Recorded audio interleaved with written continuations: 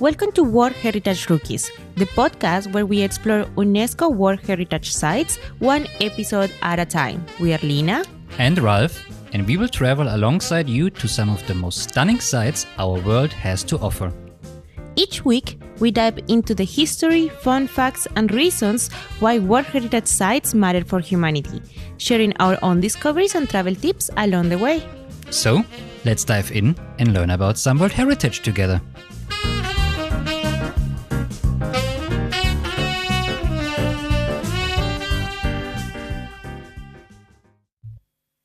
Welcome everybody to our first episode of World Heritage Rookies. As you hear in the introduction, this is a podcast about World Heritage Sites. My name is Lina, I am Colombian, and I am here with my partner in crime and husband, Ralph. I'm not Colombian, I'm German, so just a fair warning, you will not hear perfect level native speaker English here, but we still hope that you can enjoy what we're going to talking about. Sometimes our English is not Englishing, so... Yeah, but we're going to make it work somehow because we want to talk about something we're really passionate about, aren't we, Lina? Yes, so why are we doing this, Ralph? Well, I think for now, 3 or 4 years it has been that World Heritage Sites have been a really big and important part in our lives. So we're shaping our travel plans around this. We have themed our wedding, at least partially, around World Heritage Sites. And sometimes I have the feeling we're talking too much about World Heritage Sites with our friends, family, and colleagues. And yeah. So we had to look for another way to share our insights without knowing anybody else. Yeah, find an excuse to talk about it in first place with each other about it, but also obviously with anybody who's listening. Thank you very much in advance already for this. And yeah, it has been something that we're really, really excited about, and we want to teach each other, I would say, and share what we have learned. So what can our audience, the listeners, expect what we were going to talk about in each episode? So each episode, we will sharing one to another history, stories, fun facts, but especially also personal experiences. Of course, we had visited many of these places, not all of them. Yeah, there are too many. How many we have right now? It's something about more than 1,200. I think it's 1,248 right now. But yeah, every year new ones are being added. So obviously, it's really hard to catch up. Yeah, our goal is in the end we will cover all of them in this podcast. But well, let's start first with getting this episode done. Of course, and of course we will be sharing our sources. We are not professionals in any way. So we please don't take our word as last word. Also do some research when you want to visit these places. Of course, we will be sharing some travel tips and information for you to be able to arrive to these places. Many of them are not reachable easily, so we will sharing this kind of information. So yeah, finally, maybe we will share why these places are World Heritage Sites. Yeah, exactly. So many of you might not know there's a list of certain criteria that places have to fulfill in order to be considered World Heritage Sites, or in the end, what the purpose is of the World Heritage Site to be preserved for future generations, because it's so relevant for us as a human species. And we will explore in each episode what the World Heritage Site criteria is that is met by this, and hopefully also help you to understand what is the thinking process or the thought process between UNESCO and why something specifically is important. And we will try to support you also with other ways like that you can have some visualization or some further insights alongside. And I think this is then what we will most likely publish on our Instagram channel, right? Yeah, visit us at World Heritage Rookies in our Instagram account. As Ralph said, we will be sharing some visuals so you can interact during the episode with us, but also some tips about where we're going to talk next. And if you have any question or something you want to share with us, please, you can do it through there. So yeah, I think that's concludes our sort of quick introduction into our podcast, and we can quick introduction. Quick, yeah. So now we can go to our first episode. So today is going to be Ralph's turn telling me. So what are we going to talk today about? Yeah, I thought it's fitting, obviously, that for episode 1, we're going to talk about World Heritage Site 1, which is actually number 1 on the World Heritage list, the Galápagos Islands, which are often sort of considered as evolution's living museum. So I'm quite excited to tell you a little bit more about what I learned during my research for it. Before I start to tell you what I learned about the Galapagos Islands, let's perhaps ask the question, when you think about the Galapagos Islands, what comes to your mind about it? Turtles.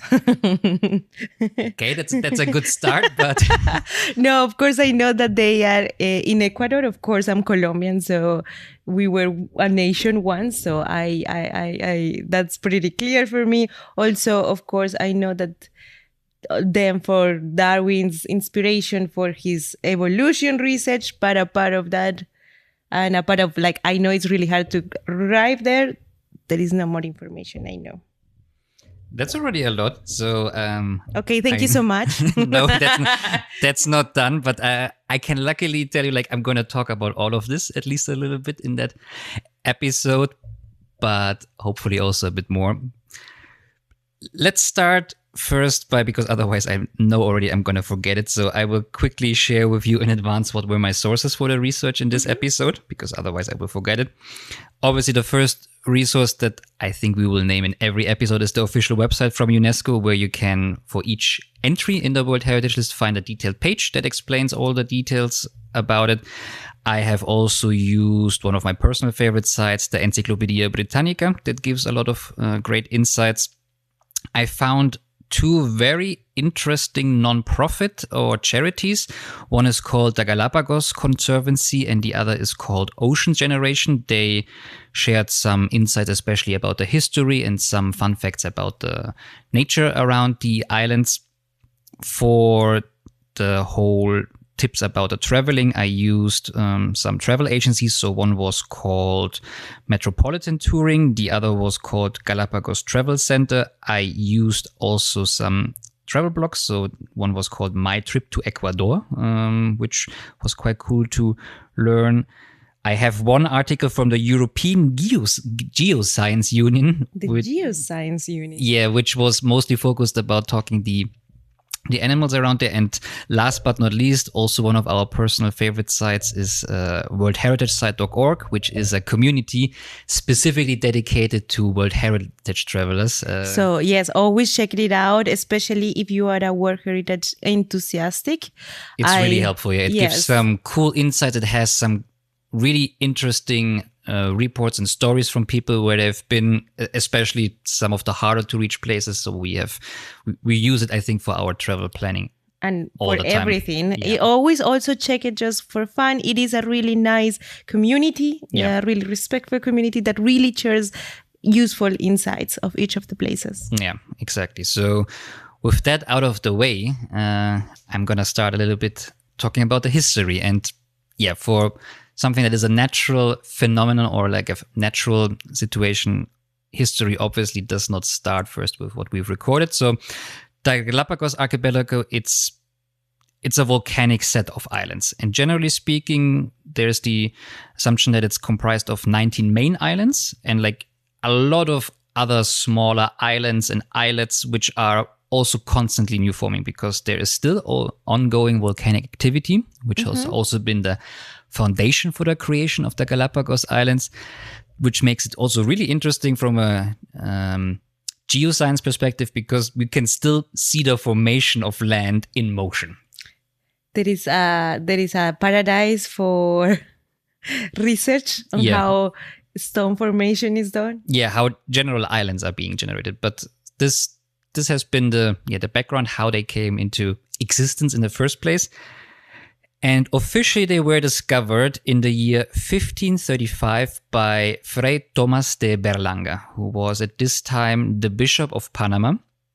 It was, as I have the feeling for so many great discoveries of our history, more of an accident. Yeah, so of course he was. Apparently he was originally on his trip to Peru, but then ocean currents sort of brought his ship off course, and then he landed in what we know today about the Galapagos Islands. But he gave them actually another name, which was firstly they were called Las Encantadas, which is, if my Spanish translation is not betraying me, calling the Enchanted. So the Enchanted, indeed. Yeah, the nice islands. The name Galapagos itself comes from a different thing. So in my research, I found two different approaches. So the first one is that Galapagos is coming from an old Castilian word meaning riding saddle. Riding saddle, but makes that sense? Well, in the context of the islands, it made sense because the tortoises, tortoises, I apologize for my pronunciation. When you look at their shells, they apparently have like a very... We apologize in the background. Our cat is playing, so we have two really playful cats sometimes. Cats. Yeah, that are interrupting us. So, but what apparently was the shape of the shells of the tortoises that reminded the people who discovered them of, like riding saddles. Uh-huh.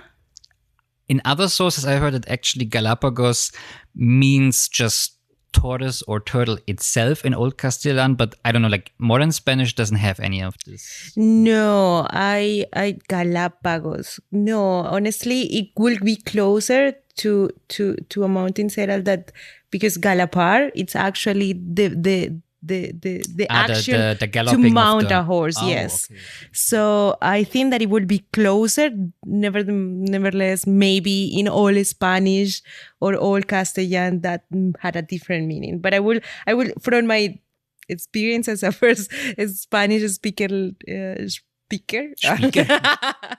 I will say that it's probably the first one. The saddle. Yeah. So that's also the one that I read more often, but it was not very clear. So, but after this first official discovery, I'm quite sure there were people there before. We just do not have any record of it.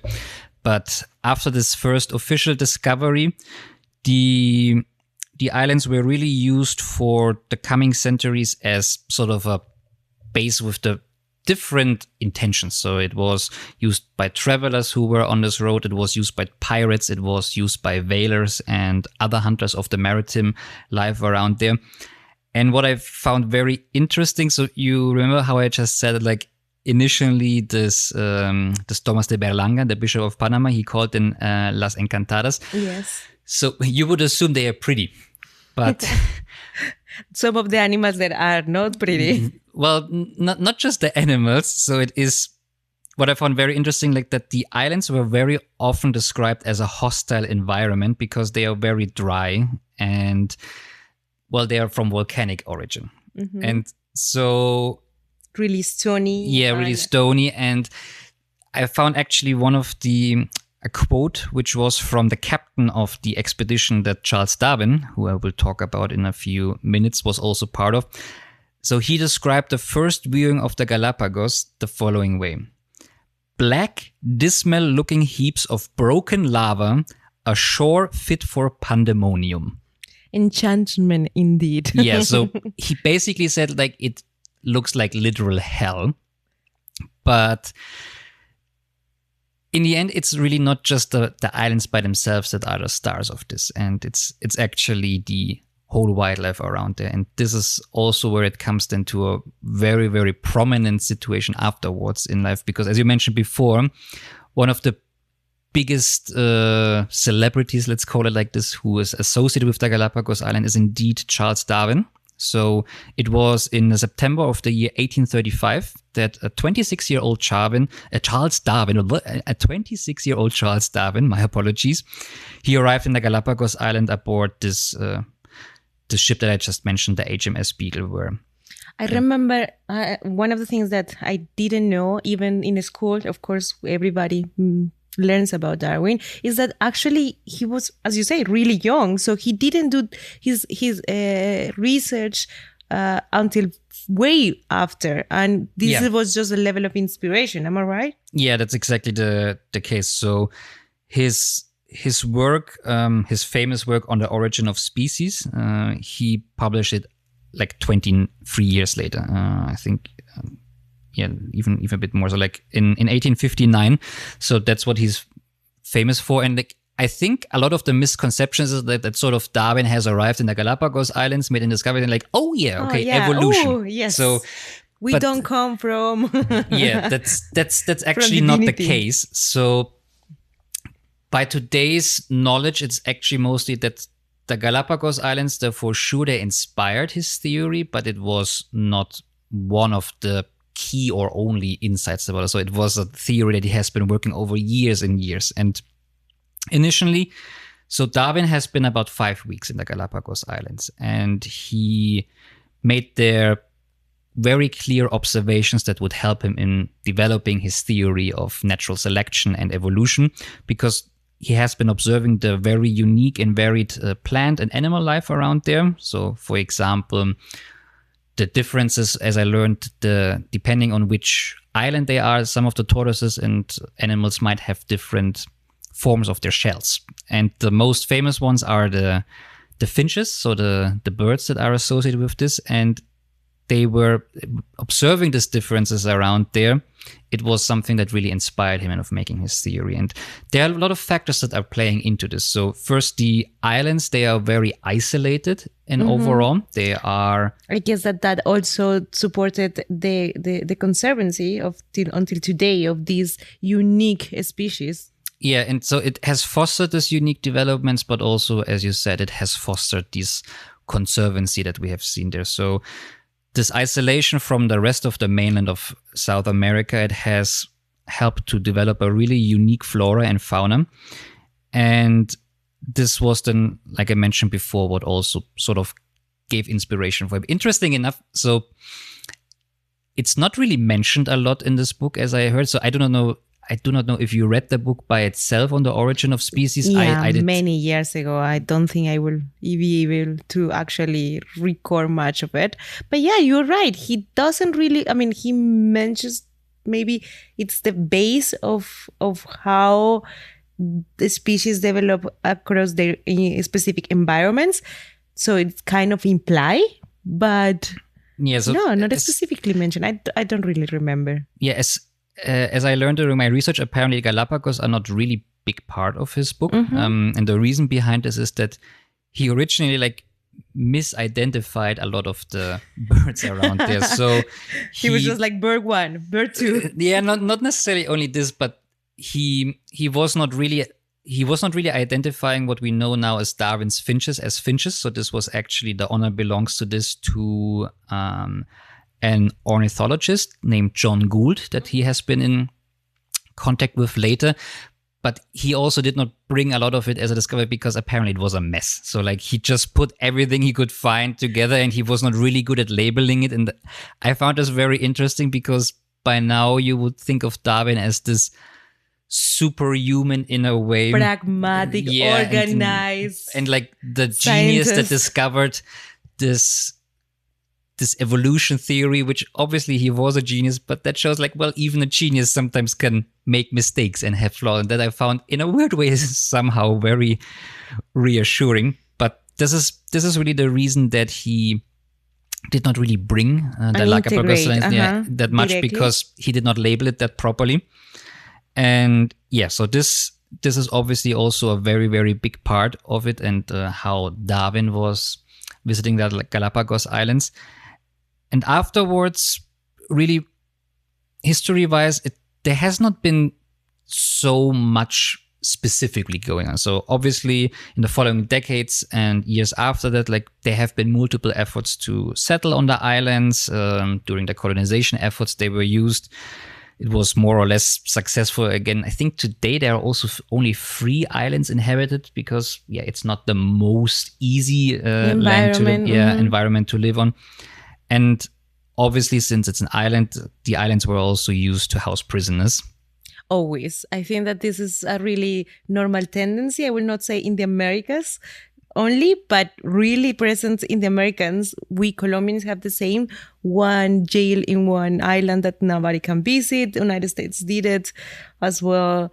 I think other countries also in Latin America, we love jails in places you cannot escape from. Yeah, I mean, it makes it easier. Okay, how can you make sure nobody can escape? Well, there's just a bunch of water around it. That is clear. So yeah, that's a little bit about the history of the islands and how they were part of our human history so far. But in the end, the real star of the islands is not any kind of human activity on it. It's the lack of it. Yeah. That's a very good way to say it. It's actually the wildlife. So the islands themselves, they are often considered as a melting pot of different species. So you have on the one hand marine animals that are coming there together. So interesting enough, as I learned, so there is a convergence, so a coming together of three major ocean currents, which are the Pacific, the Cocos, and the Nazca tectonic plates.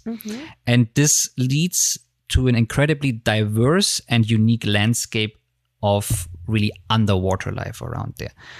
So you have, on the one hand, there are a lot of different sea animals, ranging from sea mammals like sea lions, dolphins, a lot of fish, obviously, that come around there. And while it's not 100% sure how all those different animals arrived, for the sea life, it's quite clear. Well, you can swim around there. How they arrive? I wonder. Yeah. So obviously they would arrive by sea. For the other wildlife, it's mostly assumed that could either have been by air, coming from the mainland of South America, and some other ways might also be actually like with like algae or other plants stuck together, and then you would sort of float from the mainland over to the islands. This is how the land life been developing there. There is a lot of mouses and species that are like. Actually not. So there it's more about lizards and similar like this. So especially reptiles. I did not hear that much about mammals, but I'm coming soon to this because mammals are a bit of a challenge actually in today's. But there's different ways of animals arriving in the Galapagos Islands, and then its distance from the mainland led them to the fact that there was a really unique development with specifically targeted towards surviving in this niche in this area. And interesting enough, because there are not really natural predators, so not huge predatory mammals or something like this in the islands, you can still see by today that there is not that much fear also towards humans from the animals. So zero lack of survival skills. Which unfortunately became the demise of these famous tortoises, because I read a lot that also Charles Darwin and other people, they would then use the tortoises for food because they had no way or no way of self-preservation, or they had no natural fear of humans about this, and that unfortunately hurt them in the end. But that is something that you can still witness apparently today when you're visiting the Galapagos Islands. So there are a lot of pictures you can find online of people who are getting really close to animals, and this is... But please, that should be preventable. Like that, people, please do not do that. Like, it's actually interesting because you have now today as a visitor, you have to require a minimum safe distance of 2 meters or 6.5 feet to ensure that it's not any more harmful towards them. But talking about the animals and the wildlife around there, so yeah, you have, like I mentioned there, obviously the most famous ones are the giant tortoises that are found on the Galapagos, and I think are sort of the, in a way, mascot of the islands. The symbol. Yeah, the symbol. And interesting enough, so they belong to the longest living animals or vertebrates on land. They can easily get older than a century. And I think I read that the oldest recorded reached 175 years of age, so can become really, really old. Apart from that, you have also other birds, fish, and mollusks like snails, octopus, or octopi. I don't know what is the correct plural of them. But yeah, so you have, for example, the marine iguana, which is the world's only seagoing lizard who's feeding on seaweed. This is, for example, one of the very specific animals that you can find on the Galapagos Islands. There is a penguin, as I learned, the Galapagos penguin, which is considered the northernmost living penguin species in the world, who has adapted to more of the warmer climate that you have in the area.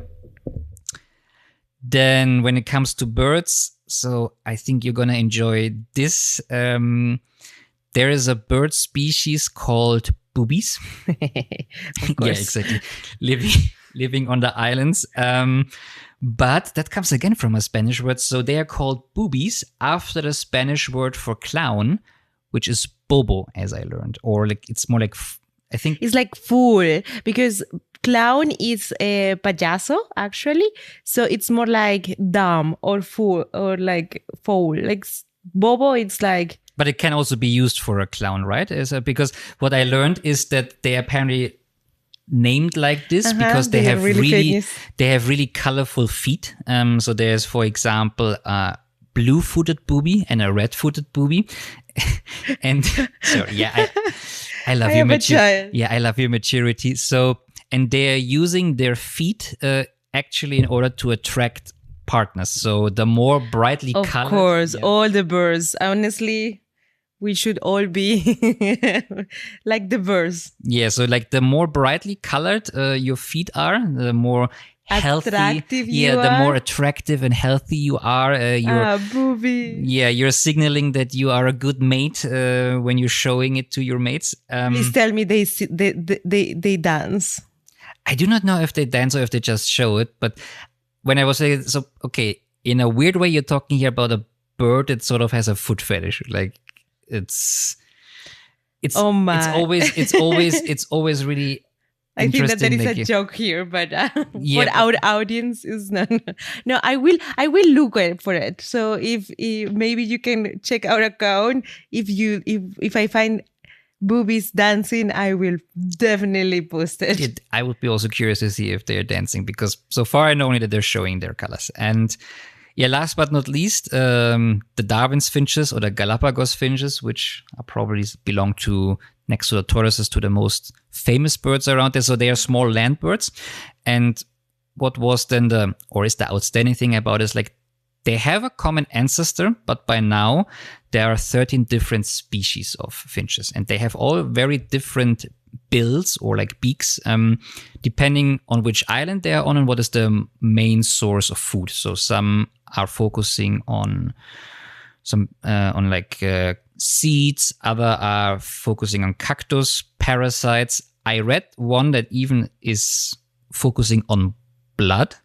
So no, that is vampire birds. Yeah, it's like a vampire bird. I don't think it's human blood, so I assume they might be perhaps like a little bit like sometimes bats, I could assume, like drink blood from other animals. But these different shaped beaks and bills, they were some of the main factors that have been inspired Darwin about it. Yeah. Definitely, it's really interesting how much the nature of these beacons, as you say, changed from one island to another one. And I think that it's also important to explain that the islands are not so far away. It's not like the distances between one and another one are completely huge. Yeah, but huge. It's still a very unique and own ecosystem by it, and it shows them like really the advantage you can get in specialization for those birds. Yeah, and these were some examples of what probably is most famous in the wildlife for the Galapagos. As a result, boobies are my new soul animal. Okay, of course they are. As a result, the majority of the islands are now a national park to ensure the conservation of the wildlife. And this is actually bringing us directly then into the next part, which I want to talk about, why they are considered a World Heritage Sites. So one of the most important, or one of the most famous things around there is that they are, or let me start over again. When it comes to the criteria for being a World Heritage Site, there are 6 criteria that are related to cultural nature culture, and 4 criteria that are related to natural reasons why something is a World Heritage Site. And the Galapagos Islands, they actually meet all 4 natural criteria for World Heritage status. Mm-hmm. I do not know by heart if there's any other natural site that actually meets all 4 criteria. I think that there are, but they are not many. I will not count more than 5. But honestly, we can bring that information also later. I honestly do not know. So like we will probably find out in future episodes if there are any other that meet all 4 criteria. But so what are they? So you have first criteria number 7, which is the natural beauty. So as we talked before, the islands by themselves, they offer just a really impressive natural beauty and have a really unique landscape. So this is not just actually talking about the islands and the wildlife and the landscapes is on the islands, it's also about the seaside around it. So it's considered, as I heard, like a really spectacle, the wildlife around there. For diving? Yeah, for It's a diving. paradise. So it's really cool. So you can see the corals, the sharks, other marine mammals like we discussed before, the sea lions and dolphins. So it seems to be like a really unique diving experience that also benefits from what I mentioned before, that they are not really shy of humans as predators or as danger, that you have a really unique feeling when you're underwater in the Galapagos Islands. Then the next criteria, which is criteria number 8, is that it's a integral part into understanding Earth's history. So since they are still, when we're talking about the age of the Earth, relatively young, you can understand how the whole development of volcanic island groups is going on. And since it is still something you can observe, you can better understand the continuous process of forming these kind of islands. And it is, like I mentioned before, since it's closed in the confluence of 3 major tectonic plates, it is also of interest because there are just not that many places that you can find in this kind of intersection going on. So for people who are really interested in the geological developments, it's a very cool way to experience life in a way, like what has been going on in perhaps other areas that are based on volcanic activity, and to really understand what's happening there. Then the next criteria, number 9, is the living nature. And so they are often called a living museum and a showcase of evolution. Again, that's self-explanatory. Yeah, that's self-explanatory. I don't need to talk about Charles Darwin there anymore, but it is still something you can see today in, like I mentioned, the finches and the beaks, and also the giant tortoises that are on each island, and how they inspired the theory of evolution by natural selection. And how, it's still at the moment a place that is just very, very unique when it comes to it. And this is actually coming to the last criteria, which is criteria number 10, wildlife protection, because the islands, they are vital for protecting the many plants and animals that are only found on the Galapagos Islands, actually. So there is an estimate that about 20% of the species on the islands are endemic, so only found there. And that means, of course, well, you have to preserve it, because otherwise you will find them nowhere else on the world. We will not find boobies anywhere else. I do not know if actually boobies are belonging to them. I know, for example, that this seagoing lizard is one of them. The one that eats algae. Yeah, the marine iguana, which is very specific to this. And as a result, the Galapagos Islands, they are highly protected, and they are very strictly managed to preserve this fragile ecosystem. So, as I mentioned before, 97% of the land area has been declared a national park. I think now nearly 70 years ago, around this. Yeah, and also the surrounding seaside, the marine reserve, is also protected. There is a specific department with park rangers, which is only responsible for daily protection and management of the area, and monitoring the ecological conditions and coordinating the visits. And this is actually something where you have to be a bit careful about, because the islands were actually for a short time part of UNESCO's red list. So what does that mean? When UNESCO is worried that a World Heritage Site might be endangered or compromised, of losing its status or what makes it unique, they put it on the endangered sites list. And this happened actually for the Galapagos in the years 2007 and 2010, because there were concerns about the population growth on the inhabited islands, the tourism that was coming with the time. So it's a sort of two-edged blade, because you need the tourists to get the money to protect the islands. But if there are too many tourists... And excessive tourism is always judicial. How do you say that?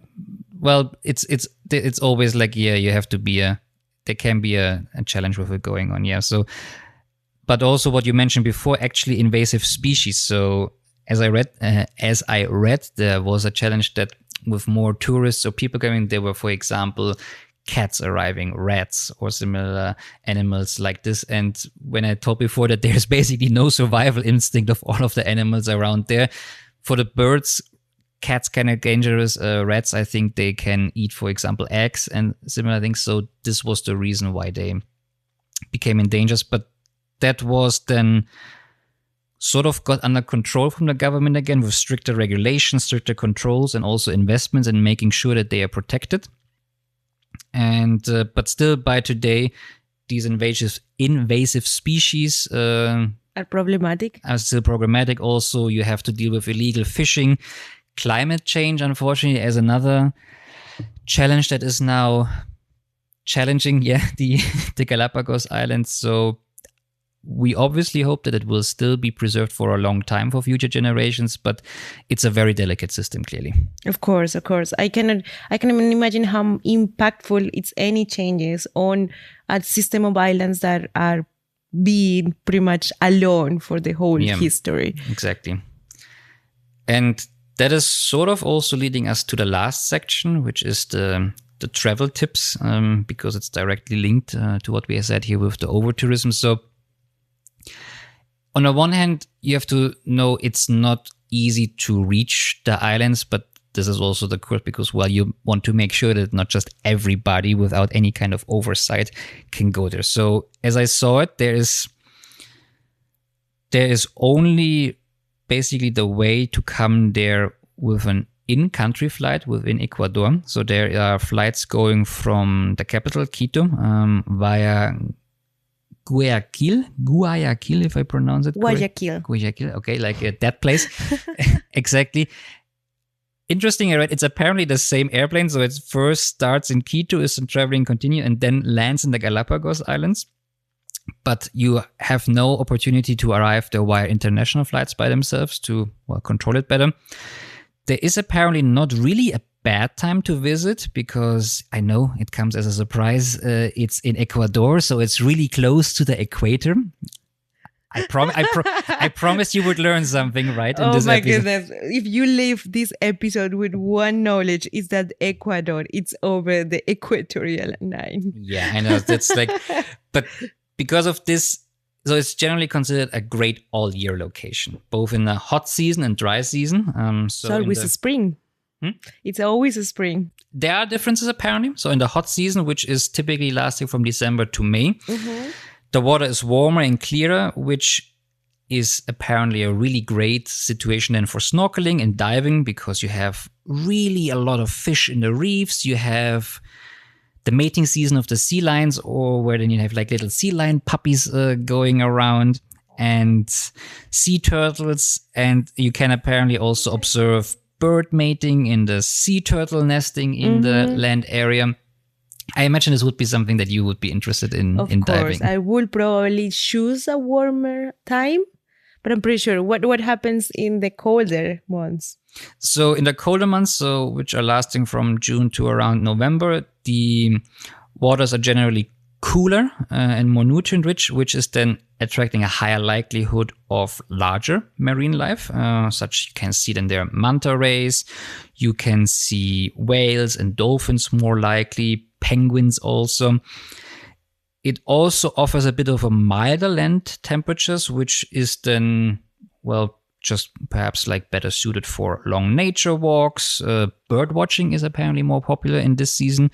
And coming again to our secret star of this episode, it's including also in this period that the blue-footed booby mating rituals can be best observed in this period. I need to really know what are these rituals about. Yeah. Then, generally speaking, there are two ways how you can experience the islands. The first one is you go with a cruise, or the second one is you choose one of the inhabited islands as sort of a base that you can then use for day trips to all the other islands around.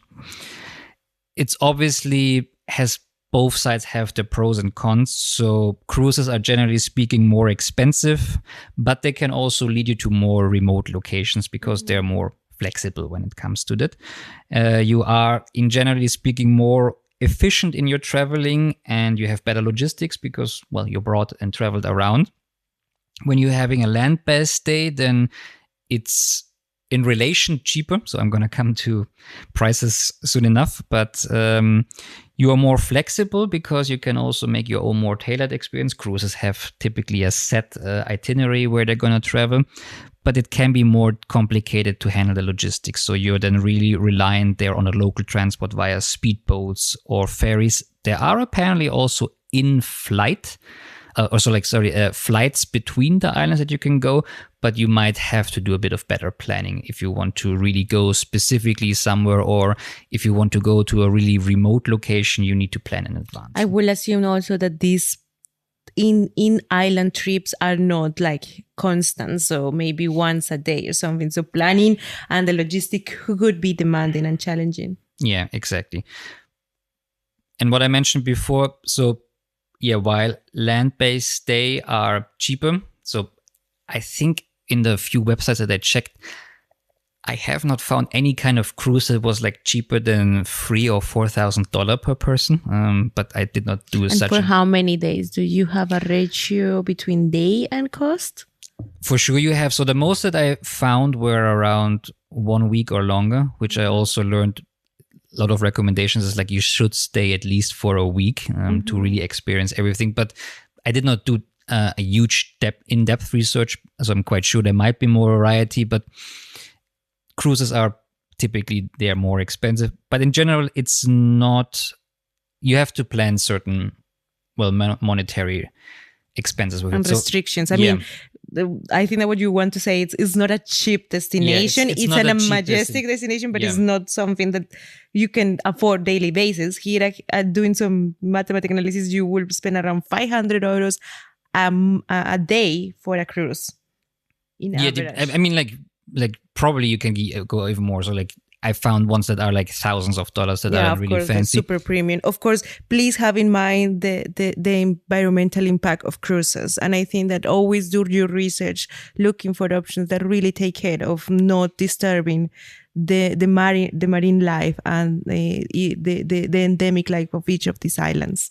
Yeah. And next to that, what you also have to consider, so there is actually an entrance fee that you have to pay per person in order to enter the islands. So which is at the moment of the recording of this episode, $200 per person.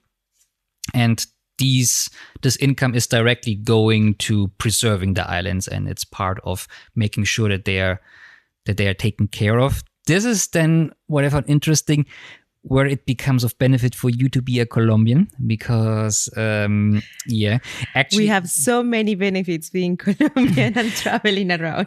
In this case, so because visitors from the Andean community and the Mercosur nations who are over the age of 12, they pay only $100 instead of $200.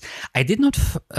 I assume this might then also be applying to Ecuadorians themselves. So. Many or a lot of times, especially in Latin America, they charge a lower price for Ecuadorians than the range for Mercosur countries of the Andes, that are countries that are across the Andes range, and a higher prices for everybody else. I mean, yeah, that's very often. So I did not find any information about this. In case anybody from Ecuador is listening by chance, please feel free to let us know in any kind of comments on our Instagram if that is the case. And this fee can actually only be paid on cash then when you're coming to the islands. That's really important, because that means, Ecuador handles US dollars. So I think that the rate will be a little bit easier, and you sometimes may not need to change, but always have cash. That is actually directly a good handover to like sort of the travel tips that I researched. So the first one, like you said, cash is king in Ecuador. So a lot of the local establishments on the Galapagos, including tour operators, they might only accept or at least prefer cash payments. It can often be the case that if you're paying by card, you have to accept the huge surcharge on top of it. So best advice I always found is like try to bring a lot of cash already in advance with you to the islands, because also ATMs around there, they might not be working all the time, or they might be limited in what they're handing out regarding the payments that they have in place. So bring enough US dollar in cash with you.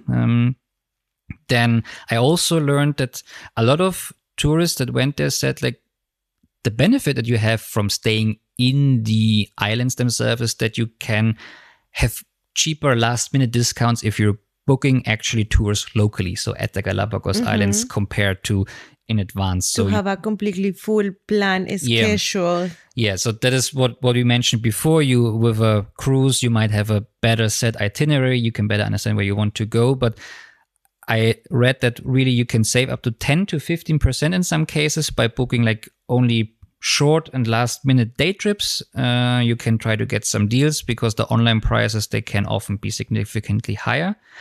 But that has, and of course, its downside. You might have some popular tours that are then sold out very quickly. So it's always, there's not a perfect solution. You just always have to say, okay, what's more important to you? Maybe also keep flexibility. I mean, you're going to go to a place that is not really visited by many tourists, which means there is certain limitations of what you can and cannot do, I guess. Exactly.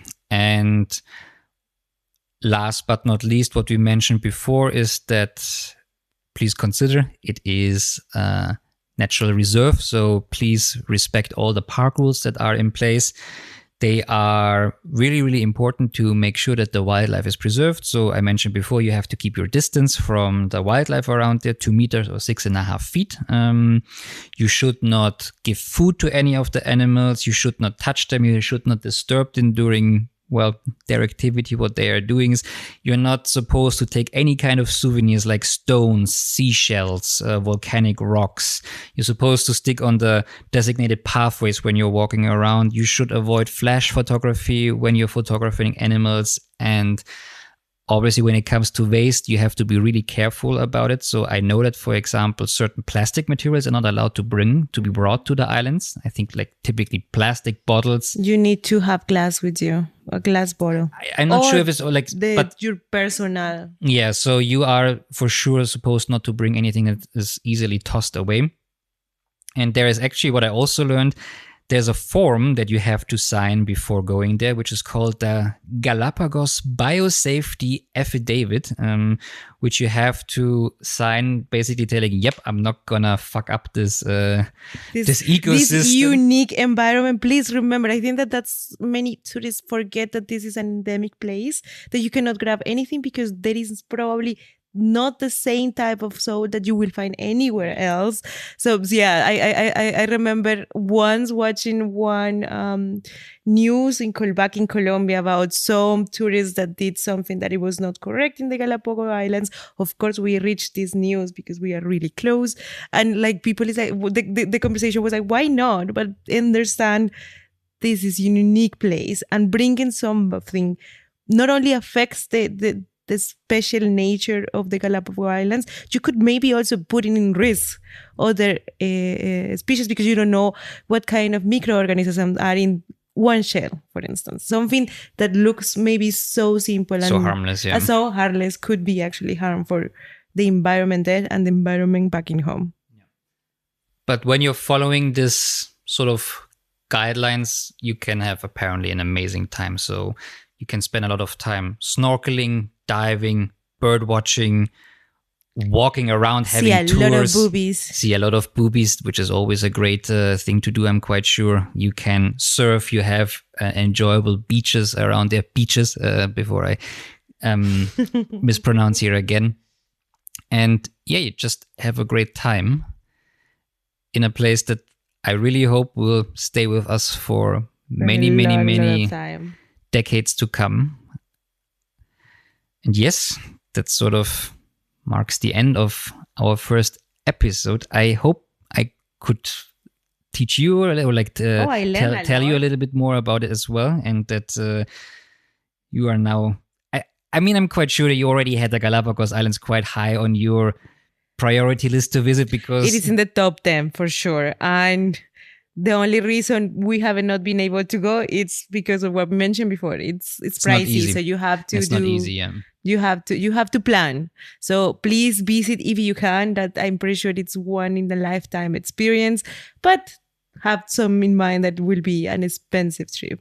I think actually on the community website that I mentioned before, it belongs to the highest rated World Heritage sites to go. So not only the first one, the highest. So please not the highest, I think, but to some of the highest rated. Yeah. So it seems to be a really great experience, or it might, I'm not sure, but like it is definitely in the top lists about people. So it's not just like you mentioned the first one, it's also one that leaves a lot of great impressions.